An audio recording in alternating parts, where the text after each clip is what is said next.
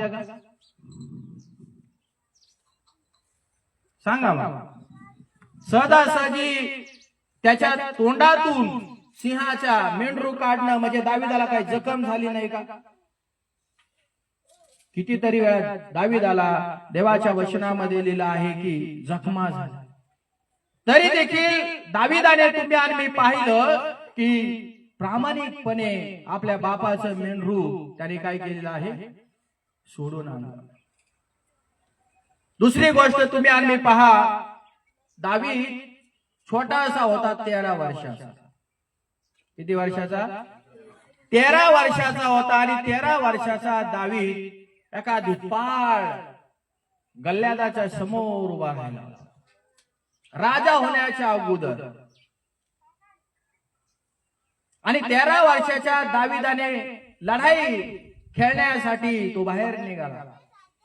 शौलाने आम्ही पाहिलं, त्याला कपडे दिले, तलवार दिली, सगळे इथून तिथून घालण्यासाठी वस्त्र दिले, आणि हे घालून जा आणि त्या दुष्टार बरोबर किंवा गल्ल्याता बरोबर त्याला युद्ध करण्याची परवानगी दिली.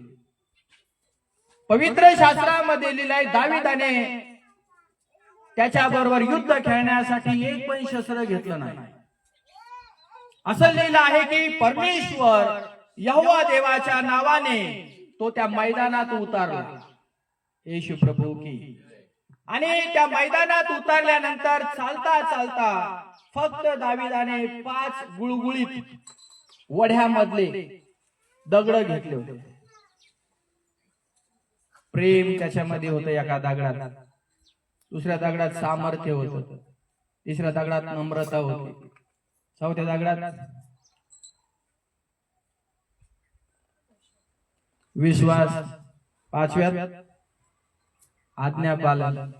5 दगड गुळगुळीत त्याने उचलली आणि बायबल सांगतोय तो गोफण घेऊन निघाला. आणि राजा होण्याच्या अगोदर तुम्ही आणि मी पाहतो की त्याने काय केलेलं आहे? गल्ल्यात आला. एवढा मोठा धिप्पाड गल्ल्यात इस्रायल लोकांना चेतावणी देणारा, इस्रायल लोकांना भांडण करणारा, मारामारी करणारा, त्यांना हरवणाऱ्या गल्ल्यात आला. एका दगडामध्ये पाडलं, कारण दाविदाचा इस्रायल लोकांवरती प्रेम होतं. तळमळ बघा ही दाविदाची. राजा होण्याच्या अगोदर, त्याच्या हातात सत्ता येण्याच्या अगोदर तो इस्रायल लोकांसाठी किती तळमळ तळमळ तळमळ तळमळ करत होता की माझे लोक, माझ्या देवाचे लोक गुन्ह्यामध्ये अडकू नये, त्यांच्यावरती कुणी राज्य स्थापन करू नये, त्यांना कुणी गुलामगिरीमध्ये घेऊन जाऊ नये. म्हणून दावीद राजा त्या गल्ल्यादाबरोबर त्यांनी युद्ध केलं नाही. स्वतःचा प्राण त्यांनी पणाला लावला आणि मैदानात उतरला. येशू प्रभू की. आणि पुढे तुम्ही आणि पाहतो परत दावीद राजा पण झाला. येशू प्रभू की. बोला सगळे, काय झाला? राजा झाला. राजा झाल्यानंतर तुम्हाला आणि मला या ठिकाणी देवाच्या वचनामध्ये अजून एक गोष्ट बघायला मिळते. बरोबर आहे का नाही? काय झालं राजा झाल्यानंतर? त्याने काय केलं सांगा मला. यास कोणी सांगू शकतं?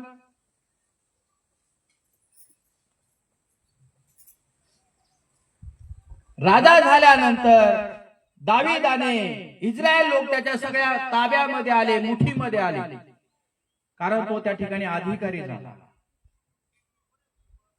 चांगलं काम केलं देवाने, आणि देवाच्या नजरेत पण दाविदाने चांगलं काम केलं. येशू प्रभू की. आणि तुम्ही आणि पाहतो की त्याने त्याच्या सर्व प्रजेला किंवा त्याच्या लोकांना शिक्षण देण्यास चालू केलं. हे शिक्षण कोणाच्या विरुद्ध होतं?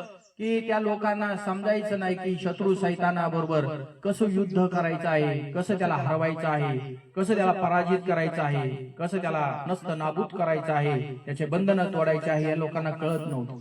पण ज्यावेळेस परमेश्वराच्या वचनात लिहिलं आहे, दावीद ज्यावेळेस या ठिकाणी राजा झाला, राजाने आपल्या प्रजेला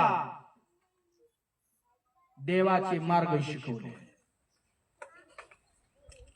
सेवक लोकांनी किंवा विश्वासणाऱ्यांनी ही नेहमी लक्षात गोष्ट ठेवायची, आपल्याला देवाचे प्रशिक्षण घेण्याची फार गरज आहे.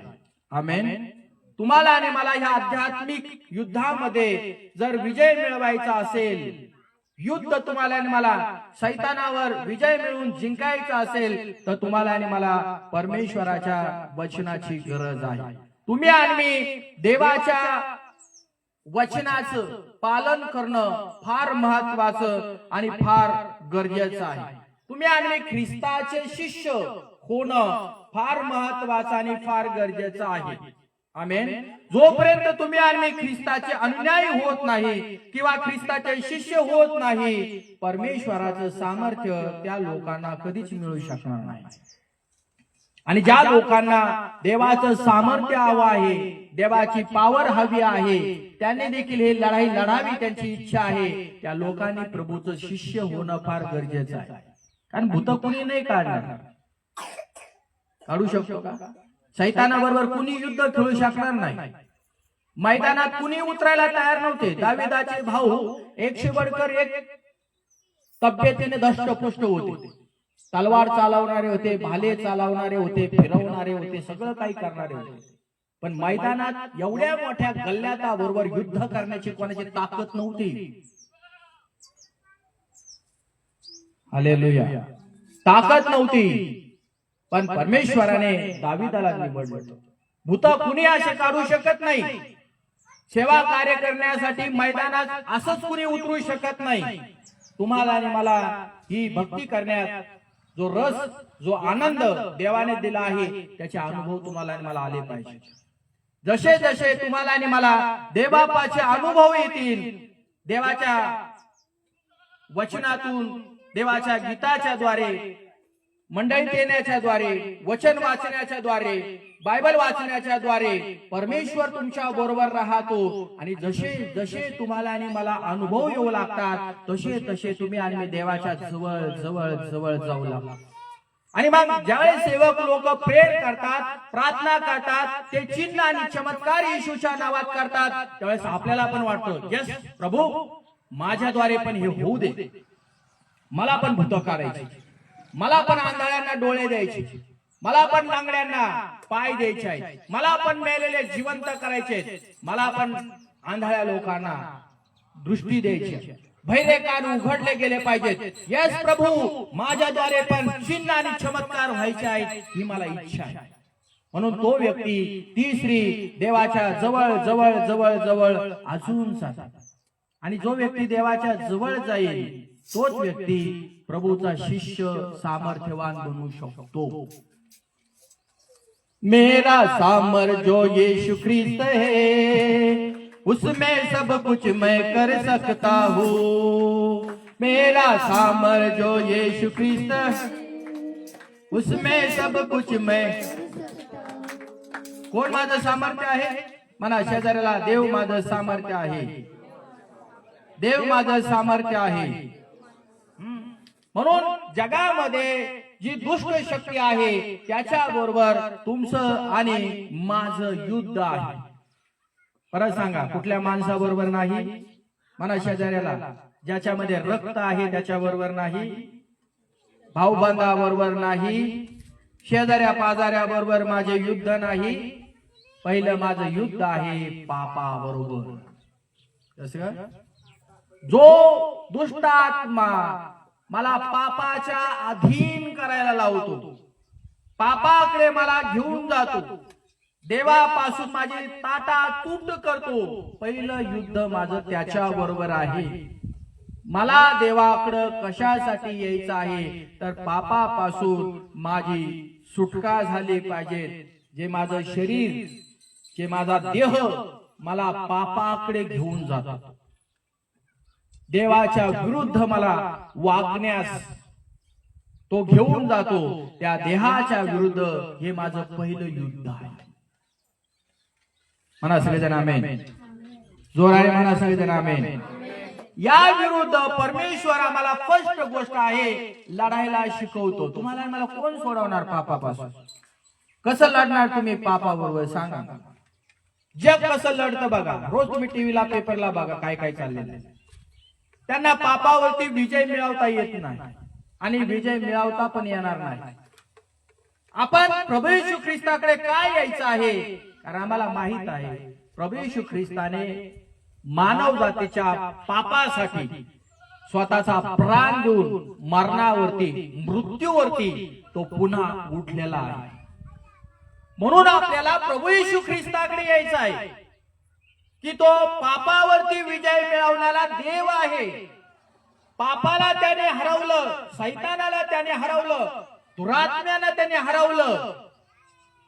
त्या देवाची आम्हाला यासाठी सेवा कार्य करायची आहे की मी जर त्या प्रभूची सेवा कार्य केली तरच मी पापापासून मुक्त राहू शकतो. पापाला मी सोड चिठ्ठी देऊ शकतो.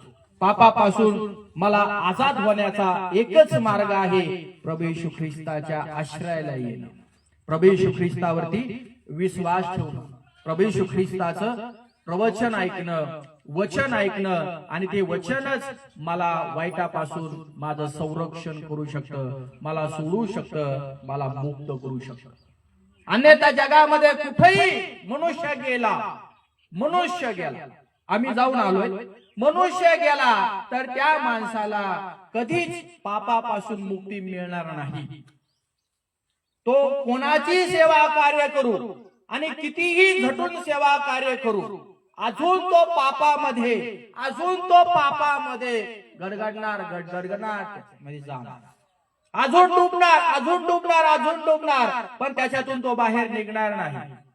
पण आपल्याला असा परमेश्वर हवा आहे, मानव जातीला असा देव हवा आहे जो तुम्हाला आणि मला ह्या पापाबरोबर युद्ध करण्यासाठी सामर्थ्य देतो. म्हणा सगळेजण आमेन. पापाबरोबर युद्ध करण्यासाठी तुम्हाला आणि मला शक्ती देतो येशू मसीह की. म्हणून देवाच्या लोकांनी ज्यावेळेस देवाचं शिक्षण घेण्यासाठी तुम्ही आणि मी येतो, फर्स्ट गोष्ट देवाला आपलं जीवन समर्पण करा. सेकंड गोष्ट, देवाकडे जर जीवन तुमचं समर्पण केलेलं आहे, रोज त्या प्रभू बरोबर तुमचं रिलेशन हवं आहे, नातं. त्यासाठी रोज तुम्ही त्या पित्याकडे येशूच्या नावाने प्रार्थना करा. ज्या देवावरती थर्ड गोष्ट तुम्ही आणि मी विश्वास ठेवतो, त्या देवाकडे तुम्ही आणि मी रोज प्रार्थना करा की हे प्रभू, मी जोपर्यंत या जगामध्ये आहे, पापाने माझ्या जीवनावरती कधी विजय मिळू नये, म्हणून तुम्हाला विश्वासाने आणि आज्ञा पालन करून जीवन जगण्यास तुझी कृपा दे. आणि पाचवी गोष्ट, तुम्ही आणि आज्ञाचं पालन करणं फार गरजेचं आहे. आणि ज्यावेळेस तुमचं आणि माझं रिलेशन, तुमचं आणि माझं नातं देवाबरोबर जोडतो तुम्ही आणि मी, परमेश्वर तुम्हाला आणि मला सामर्थ्य पुरवतो या पापावर विजय मिळवण्यासाठी. म्हणा येशू प्रभू की. आम्हाला मुक्त व्हायचं आहे आणि यासाठी तुम्हाला आणि मला त्या परमेश्वराची फार गरज आहे. त्यासाठी रोज आता पवित्र शास्त्र वाचायला पण शिकलं पाहिजे. कारण हे तुम्ही एक अध्याय जरी रोज वाचला किंवा 2 वाचला, जास्त वेळ असेल तर 3, 4, 10, देवाचा आत्मा काय करतो, ह्या वचनातलं जे सामर्थ्य आहे ना, ते वाचल्यानंतर आपल्या आत्म्यामध्ये आपण साठवत असतो.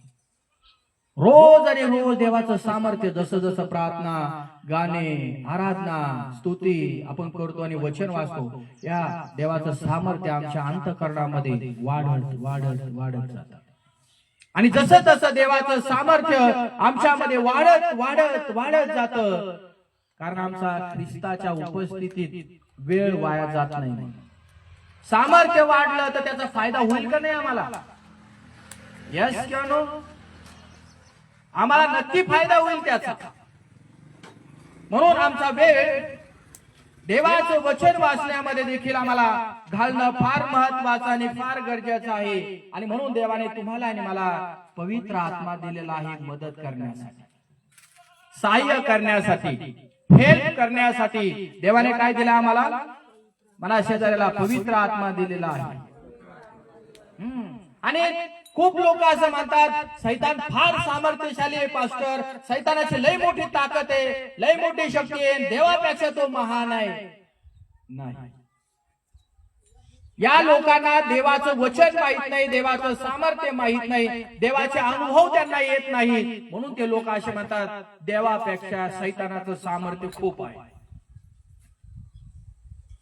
बायबल असं आम्हाला सांगतं की सैतानाच्या सामर्थ्यापेक्षा देवाचं सामर्थ्य हे महान आहे.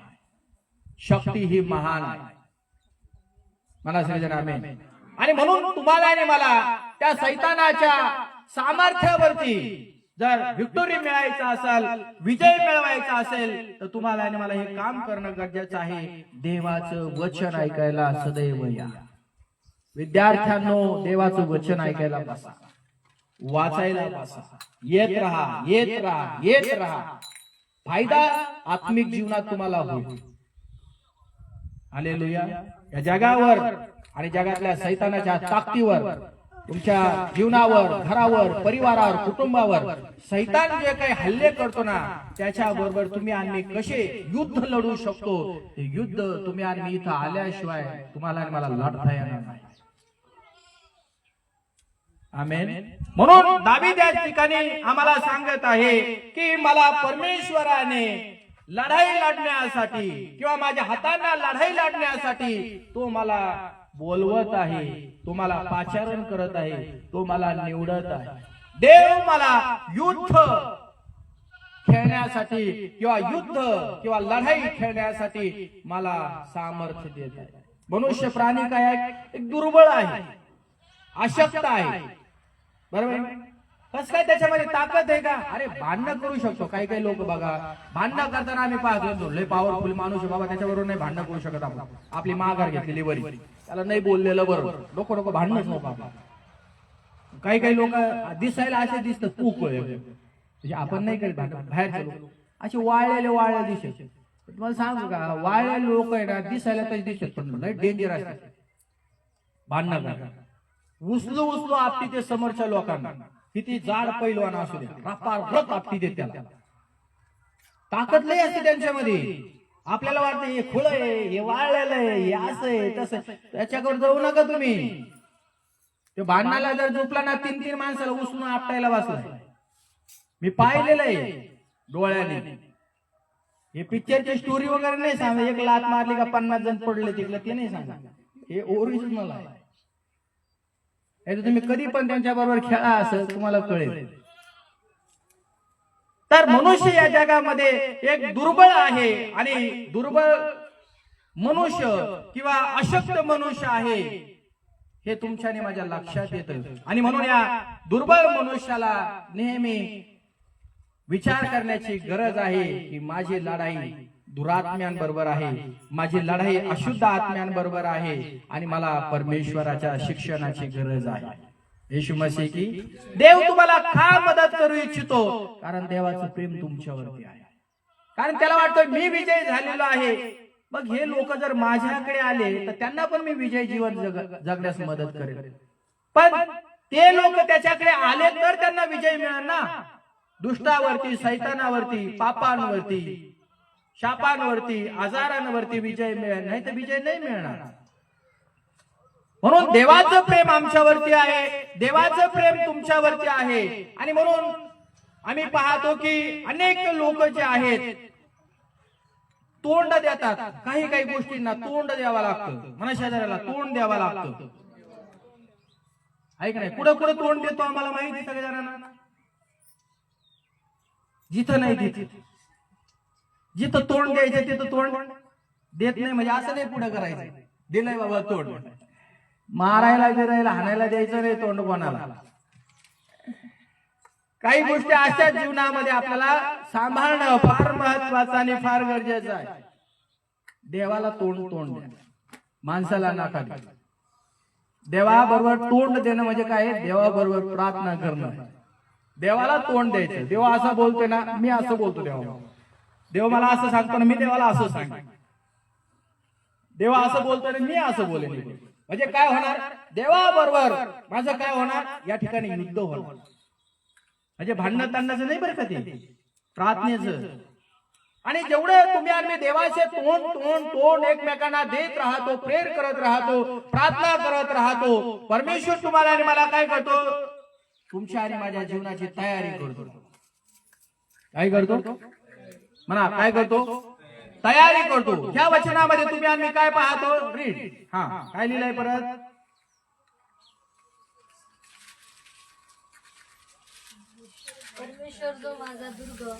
परमेश्वर जो माझा दुर्ग आहे, त्याचा धन्यवाद हो. आम्ही काय म्हणतो मग? परमेश्वर माझा काय आहे? दुर्ग आहे, तो माझा मजबूत गड आहे. मी त्याचा धन्यवाद का करतो? कशासाठी करतो? काय कारण आहे? कारण तो मला आध्यात्मिक लढाई लढण्यासाठी सहाय्य करत आहे, मदत करत आहे, म्हणून मी त्याचा धन्यवाद करत आहे. तो आपल्या शब्दाला प्रॉमिस केलेला आहे, तो कधीही बदलत नाही. आमेन. पुढं तो माझ्या हातांना लढावयास शिकवतो. तो माझ्या हातांना लढावयास शिकवतो. म्हणा लढावयास शिकवतो. कसं काय करतो देव? लढाई करा, लढाई करा. कोणाबरोबर? पुन्हा सांगेल, ज्याच्यामध्ये रक्त आहे त्याच्याबरोबर नाही. ज्याच्यामध्ये रक्त आहे त्याच्याबरोबर आध्यात्मिक लढाई आहे, ही सैतानाबरोबर आहे. अशा बरोबर आहे म्हणा, सैतानाबरोबर आहे. दावीदाला हे समजलं, म्हणून दावीद राजाने तुम्हाला आणि मला बघायला मिळतं, तो परमेश्वराला शरण का आला, परमेश्वरावरती विश्वास त्यांनी का ठेवला, परमेश्वराच्या शिक्षणाला त्यांनी मान का दिला, परमेश्वराच्या वचनाचा त्यांनी आदर का केला, त्याला हे अनुभव आलेले आहे. छोट्यापणापासून दावीदाने परमेश्वराचे अनुभव घेत राहिला आणि म्हणून त्याने हे अनुभवाने हे स्तोत्र संहिता त्याने लिहिला. येशू प्रभू की म्हणून देव काय करतो? तुम्हाला आणि मला विश्वासात मजबूत करण्यासाठी. बघा, वचन जर ऐकलं नाही तर तुमचा विश्वास मजबूत होईल का? तुमचं प्रार्थना करण्यास मन लागल का? बायबल वाचण्यास मन लागल का? देवाची स्तुती धन्यवाद करण्यास मन लागल का?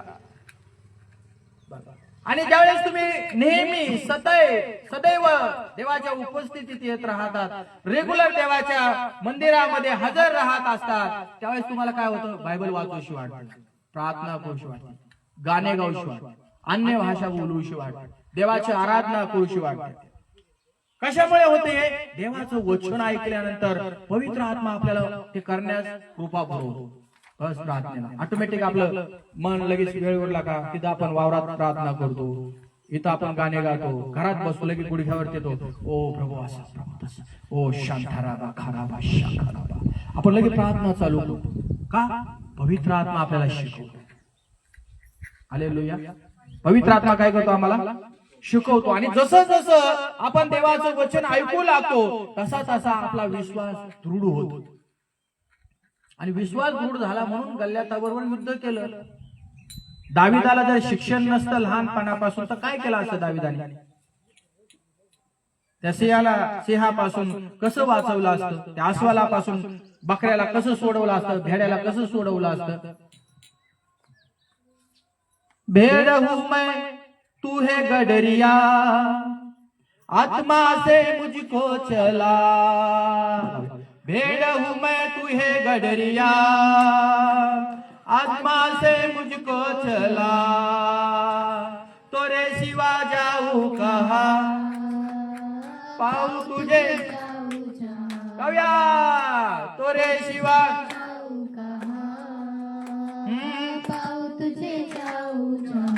किधर भी जाएंगे यीशु को साथ लेके जाने का है. अगर यीशु को साथ में नहीं लेके जाएंगे, आपण बोलेंगे यीशु बाबा तू इथंच बैसा आणि आता मला मुंबईला जायचं. शैतान म्हणतो वाह, यीशु को छोड़ के आया है, अभी तो मैं तेरे को नहीं छोड़ूंगा. देवाला आपण म्हणायचं, देवा तू माझ्या बरोबर राहा, देवा माझ्या संगती राहा, देवा माझ्या बरोबर चाल, तू माझ्या पुढे गेला तर मी तुझ्या पाठीमागे येतो. मला कुठं जायचं असेल तू माझ्या बरोबर पुढे आला पाहिजेत, मला काही सांगू नको. कारण सैतान पुढं पण माझं नळ दाबी. त्या परिवारात गेलो आम्ही, पुन्हा सांगेल दुसरं येते, आणि तिघी जणी पेपर सोडून आल्या, तिघी जणी मुली होत्या, आणि भूक लागली म्हणून त्यांनी समोसे घेतले. काय घेतले? समोसे घेतले. आणि त्या मुलीला थोडी चेष्टा करायची सवय होती, आणि ती पाठीमागे बसली सगळ्यात, आणि ती म्हटली आता आपण समोसे घेतले म्हणे, अरे ऐका ना, तिच्या मैत्रिणीला म्हणजे ऐका ना, कोणतरी पाठी मागून आहे, मला समोसे मागतोय, देऊ का त्याला खायला?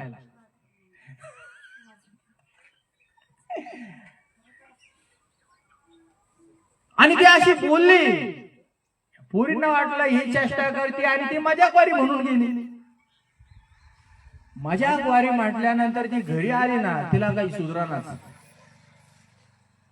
पकडला ना दुष्टाने, तिला दुरात्म्याने पकडलं ना, अशुद्ध आत्म्याने पकडलं ना, डोक्यापासून पायापर्यंत थंडी ताप वगैरे चालूच, तिला काही सुधरायला बधीर झाल्यासारखी, असं झालं तसं झालं. आता दुरात्मा काही सोडणार आहे? त्याला चान्स दिल्यानंतर सोडलंच नाही त्याला. सांगण्याचं तात्पर्य या ठिकाणी येशू प्रभू की म्हणून देवाला आमच्या समोर नेहमी पुढे ठेवायचं आणि देवाला म्हणायचं तू माझ्या बरोबर पुढे चल. आणि मग त्याच लेकरासाठी आम्ही प्रार्थना केली आणि प्रार्थना झाल्यानंतर तिच्यातली जी अशुद्ध शक्ती आहे तिला सोडून निघून गेली. आणि निघून गेल्यानंतर ती मुलगी एकदम फ्रेश आहे.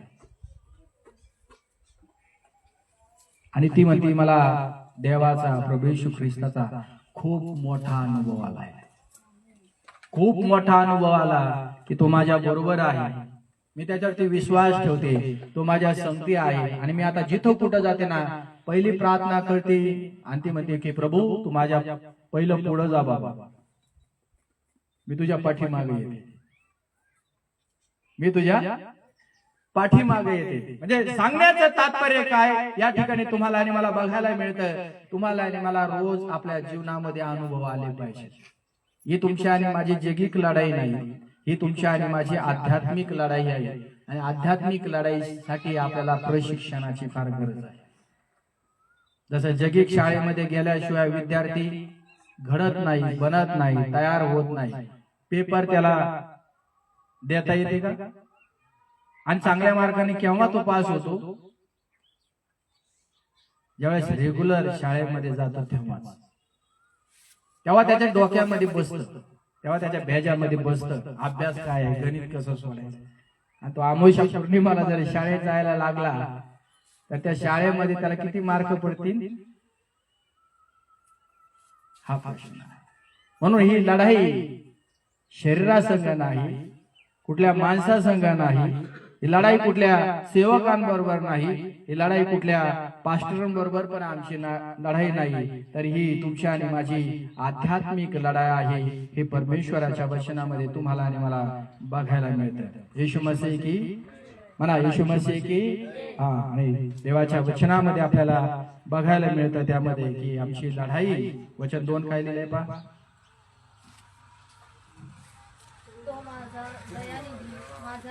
तो माझा दयानिधी, माझ्यावरती दया करणारा, माझा दुर्ग, माझा गड, माझा मुक्तिदाता, माझी ढाल आहे. मी त्याचा आश्रय धरतो. असंच दावीद देवाची महिमा, देवाचा धन्यवाद, देवाची प्रशंसा, देवाचं कौतुक करत नाही. तुम्ही आम्ही देवाच्या लोकांनो पाहतो किंवा जगभरामध्ये जेवढे लोक आज भक्ती करतात, आराधना करतात, प्रार्थना करतात, अशीच करतात का? याच्या पाठीमागं काहीतरी कारण आहे. असंच आम्हाला काही येडवीड लागलं नाही, कुणी लाख रुपये कोटी रुपये दिले नाही आम्हाला की तुम्ही प्रभू येशू ख्रिस्ताची भक्ती करा. लोक म्हणतात आम्हाला बिनलाजावाने की त्यांना पैसे मिळतात आणि पैसे मिळतात त्यांना आहे ना, लय पैसे मिळतात. फॉरेनवरून येतात, अमेरिकेवरून पैसे येतात, दुबईवरून पैसे येतात, त्यांना पैसे मिळतात, त्यांना धान्य मिळतं, त्यांना हे मिळतं, त्यांना ते मिळतं. हे लोकांकडे बघू नका, आमच्या जीवनात हे अनुभव आलेले आहे. अनुभव आलेत म्हणून आपण परमेश्वराची काय करतो?